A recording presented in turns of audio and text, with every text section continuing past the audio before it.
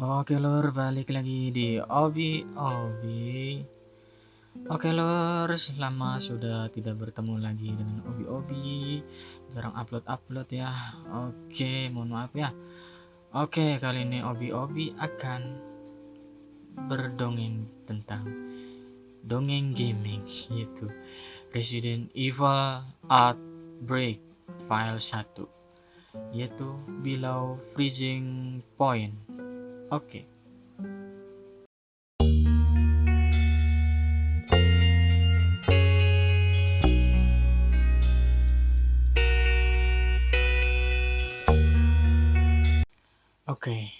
Below Freezing Point berkaitan dengan berbagai peristiwa di bekas laboratorium bawah tanah Umbrella sebelum peristiwa Resident Evil 2, di mana seorang peneliti nakal bernama Monica yang berupaya mencuri senjata biologi dan menangani klarifikasi mantan kerjanya, yaitu Yoko Suzuki.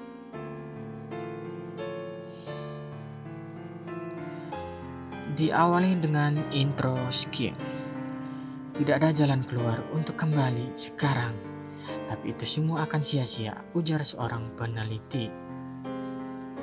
Seorang peneliti Umbrella di fasilitas tersebut bergerak mundur ke kapsul besar sebelum ditembak oleh rekan wanita.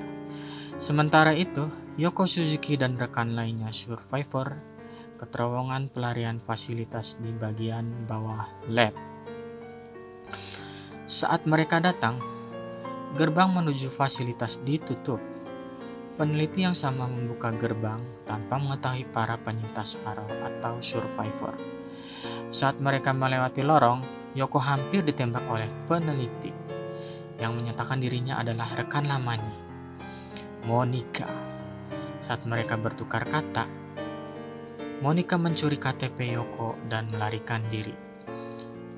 Sementara Yoko melihatnya membawa tas berisi kapsul. Sebelum Monica pergi, Monica berkata, "Semoga hidupmu menyenangkan." Apa yang tersisa olehnya? Lalu dengan sigap Monica melarikan diri. Mereka mengikuti Monica segera setelah itu. Setelah itu, saat memasuki lubang ventilasi, para survivor memutuskan untuk berpisah.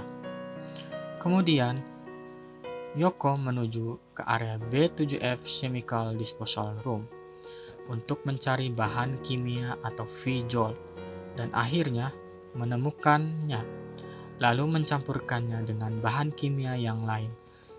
Lalu ia berputar arah melewati B7F South Passage, lalu sampai di area Dark. Di area ini, ia bertemu dengan seorang pria yang pasrah.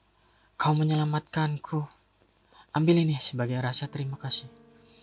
Lalu gigante plant itu ditaburkan atau disiram dengan menggunakan bahan kimia, dan akhirnya berhasil melumpuhkan tanaman yang menghalangi tangga lantai ke atas. Lalu survivor menuju ke arah atas Dark lantai 2, menuju pintu masuk B6F South Passage.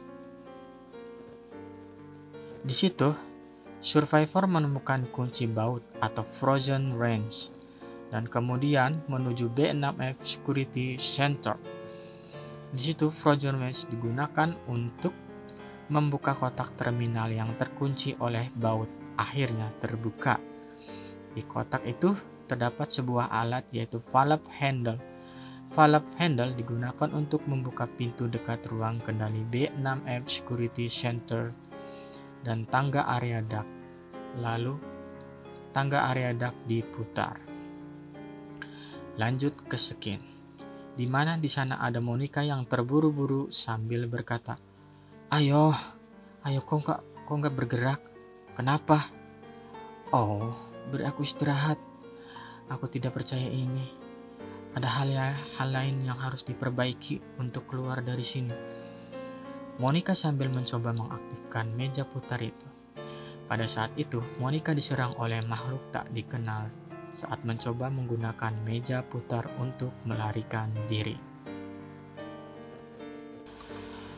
Perjalanan dilanjutkan ke B5F area C passage. Lalu ia memasuki sebuah lubang ventilasi, lalu melewatinya dan menemukan lagi lubang menuju ke arah B5F area B passage. Setelah memasuki, Yoko menemukan seorang karyawan lab. "Apakah kau baik-baik saja, Yoko? Aku terkejut.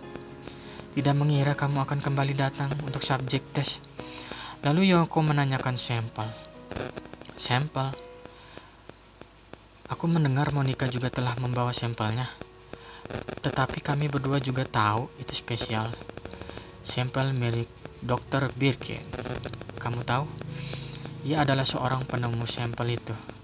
Yang kamu tahu kadang-kadang menjaganya sebagai aturan yang harus dijalani. Bawa ini bersamamu, aku tidak membutuhkannya lagi." Lalu Yoko diberikan sebuah senjata magnum handgun.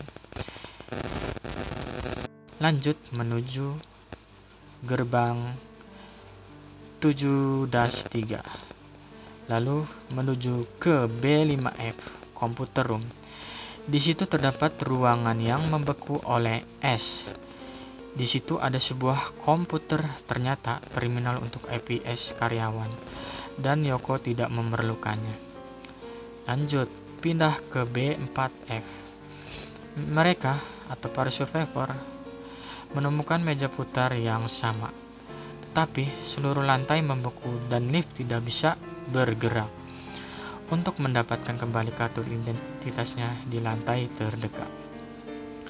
Kemudian lanjut ke ruangan B4F turntable. Di situ Yoko menemukan sebuah kereta besar atau lokomotif yang membeku dan menemukan sebuah lab card key atau kartu lab. Lalu Yoko memutar balik menuju B4FS area passage. Di situ ada sebuah gerbang dengan fingerprint untuk membukanya. Dan kebetulan Yoko adalah mantan karyawan dengan leluasa. Yoko masuk ke B4F Culture Room. Di ruangan itu, ia menemukan blowtorch. Lalu, ia mutar arah menuju B4F Low Temperature Laboratory. Di situ ada mayat karyawan lab yang membeku. Dengan sigap, ia menggunakan blowtorch atau obor las untuk mencairkan es ke mayat yang menutupi tuas, lalu menyalakannya. Ini tidak hanya membekukan lantai dan lift, tetapi juga serangkaian pemburu atau hunter yang ditumis sebagai patung beku sebelumnya. Atau hunter ya. Singkat, mereka menuju B4F turntable lalu memasuki skin. Lokomotif itu mulai mencair.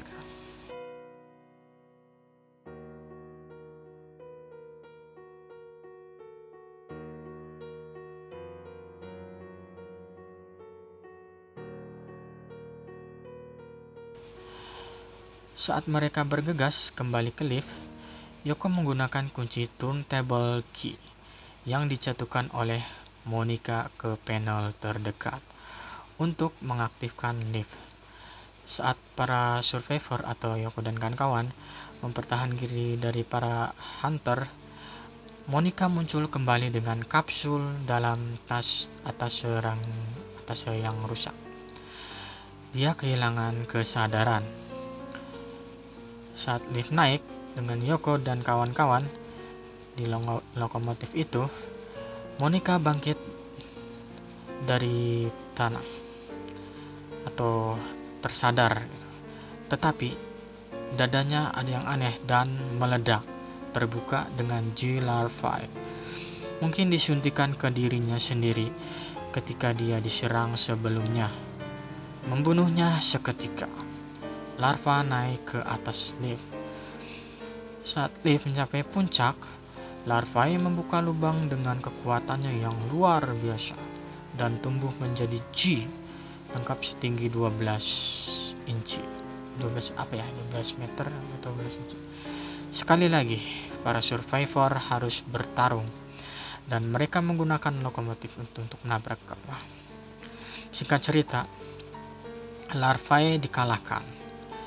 Ketika makhluk itu akhirnya mati, para survivor atau Yoko dan kawan-kawan naik ke lokomotif sekali lagi dan melanjutkan perjalanan untuk meninggalkan bangunan lab itu.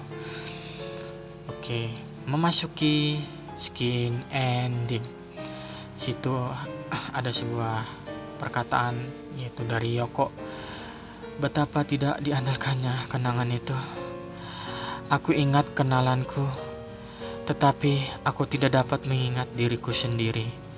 Dan aku merasa sesuatu akan berubah secara dramatis ketika aku tahu segalanya. To be continued. Cepluk. Ya, cukup sekian dulu untuk dongeng gaming OB-OB. Jadi ceritanya cukup sampai di sini dan semoga apa yang OB-OB sampaikan untuk cerita Resident Evil Outbreak File 1, terutama untuk skenario Below Freezing Point, bisa sedikit memberi cerita informasi tentang cerita yang ada di skenario ini. Oke, jadi atas kekurangannya mohon maaf ya lur. Jika ada sesuatu yang ingin mengganjal di pikiran lur dan atau agan-agan tentang Resident Evil ini, terutama di skenario Below Freezing Point ini, silakan komen di bawah. Oke ya, cukup sampai ini, cukup sekian, and see you next time and good. Dadah.